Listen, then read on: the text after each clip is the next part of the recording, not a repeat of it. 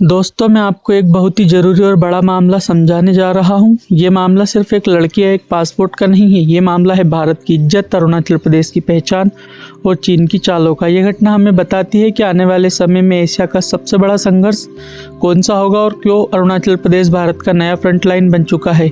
आइए पूरी बात आराम से समझते हैं। एक महिला थी जिनका जन्म अरुणाचल प्रदेश में हुआ था। बाद में वो ब्रिटेन यानी यूके की नागरिक बन गई। वो जापान जा रही थी। रास्ते में चीन के संगाई एयरपोर्ट पर उनका ट्रांजिट यानी रुकना था, लेकिन जैसे ही चीन के अधिकारियों ने उनका पासपोर्ट देखा, वो अचानक बोले, अरुणाचल प्रदेश तो चीन का हिस्सा है, इसलिए आपका भारतीय पासपोर्ट गलत है। इसके बाद उन्हें वहाँ लगभग 18 घंटे रोका गया। ना आगे जाने दिया गया, ना सही जवाब दिया गया। अब ये बात सोचिए कि ऐसी लड़की जो किसी दूसरे देश की नागरिक है, जिसके पास वैध पासपोर्ट और वीज़ा है, उसे सिर्फ इसलिए रोका गया क्योंकि उसका जन्म अरुणाचल में हुआ था। ये मामला सिर्फ एयरपोर्ट का नहीं है। ये बात सीधे सीधे जुड़ी है भारत और चीन की पुरानी तनातनी से।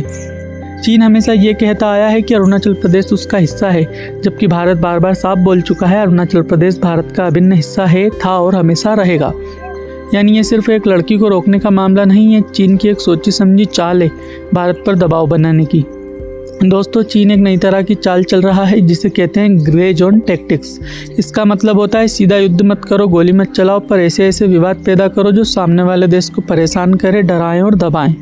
जैसे पासपोर्ट पर सवाल उठाना, भारत के नागरिकों को रोकना, भारत की ज़मीन पर दावा करना, नक्शे बदलना, जगहों के नाम बदलना। चीन ये सब करके दुनिया को ये दिखाना चाहता है कि अरुणाचल उसका हिस्सा है, जबकि ये दावा पूरी तरह गलत है।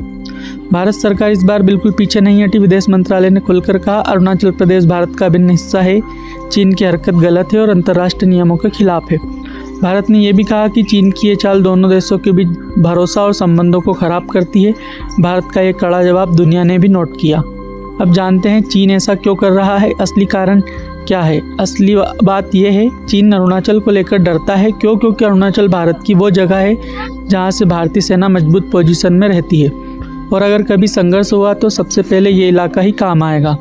इसके अलावा चीन को भारत की बढ़ती ताकत से डर है। भारत का अमेरिका, जापान और दूसरे देशों से मजबूत होना चीन को परेशान करता है। चीन चाहता है कि अरुणाचल पर उसका दावा चलता रहे ताकि वो दुनिया में दबाव बना सके। और सबसे बड़ी बात, चीन जानता है कि अरुणाचल प्रदेश भारत की पहचान और गर्व का हिस्सा है, इसलिए वो बार बार इसे निशाना बनाता है। अब जानते हैं इस घटना का आने वाले समय में क्या असर पड़ेगा। भारत और चीन के रिश्ते और ख़राब हो सकते हैं। दोनों देशों के बीच तनाव और बढ़ेगा। दुनिया में चीन की खराब छवि और फैलेगी। भारत अंतर्राष्ट्रीय मंचों पर चीन को घेर सकता है। अरुणाचल में सुरक्षा और भी बढ़ सकती है। और सबसे ज़रूरी बात, चीन को समझना होगा कि भारत अब 1962 वाला भारत नहीं है। आज भारत जवाब देना भी जानता है और दुनिया को अपना पक्ष दिखाना भी।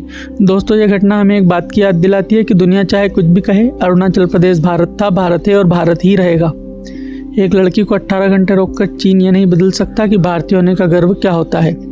भारत की ताकत उसकी सेना, उसकी सरकार, उसकी जनता और उसकी एकता है। और जब बात देश की इज्जत पर आए तो हम सब एक ही बात कहते हैं, हम भारतवासी और हम भारतीय किसी से कम नहीं।